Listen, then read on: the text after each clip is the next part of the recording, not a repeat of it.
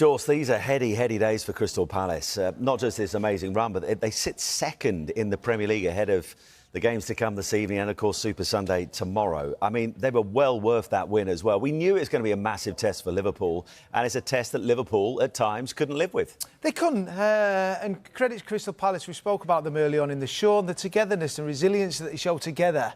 And I think it just shows second in the Premier League, 3 points behind Liverpool. And you can go all the way back to last season and what they achieved, winning an FA Cup.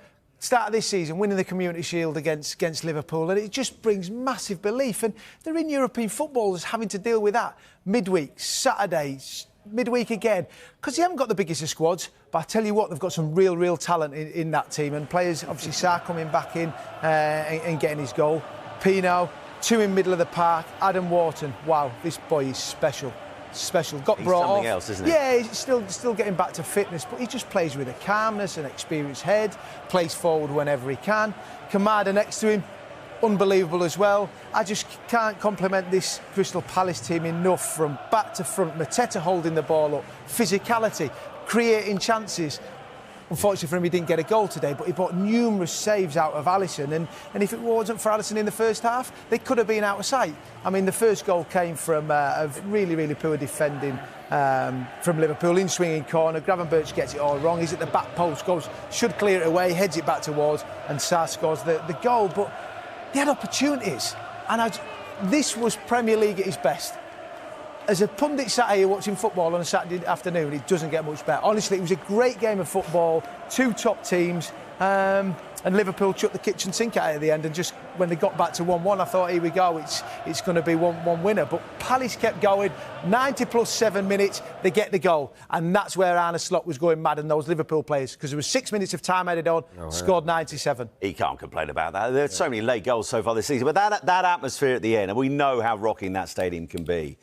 But you don't often see scenes like that, where minutes after a Premier League game in September is finished, it's like a cup final. You can understand why. That's I mean, Palace were unbeaten for a long time, and they wanted to keep this going. This was against a Liverpool team who'd won 5 out of 5, and people are saying, they're not quite at the level we would expect, and I would agree with that. I mean, his team selection, Arne Slot, would be questionable in my opinion.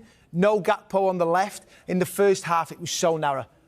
Florian Wirtz, unfortunately, at this moment in time, hasn't got to the level that we expected, and certainly me and I'm a big fan. There's some growing question marks over him. It's still early. He's still adjusting to the Premier League, but are the question marks growing for you?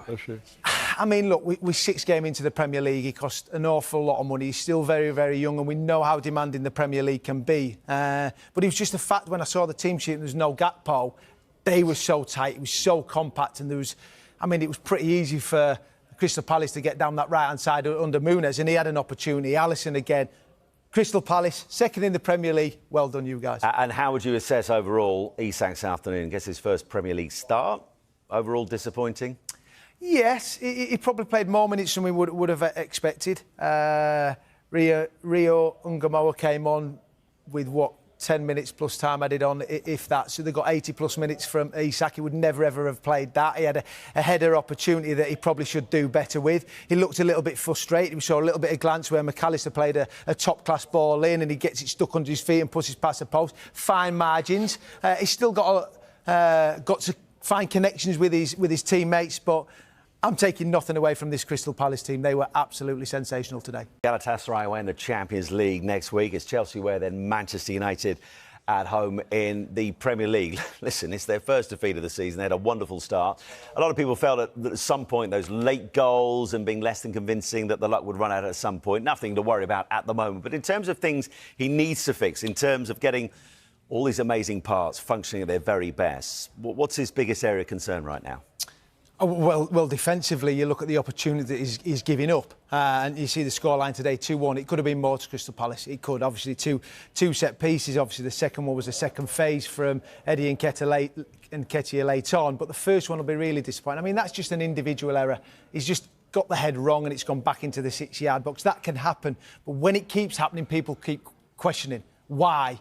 It's not like they're not working, but what it brings enormous amount of pressure. So every set piece, it's like, oh my word, anxiety goes through, you switch off for a second, then it's another goal. And we've seen it too many times this season with Liverpool. We've always talked about how good they are going forward. Today, I didn't really see that. I don't think they were great. And I think he was very honest there. Crystal Palace were the better of the two teams and they got the just rewards.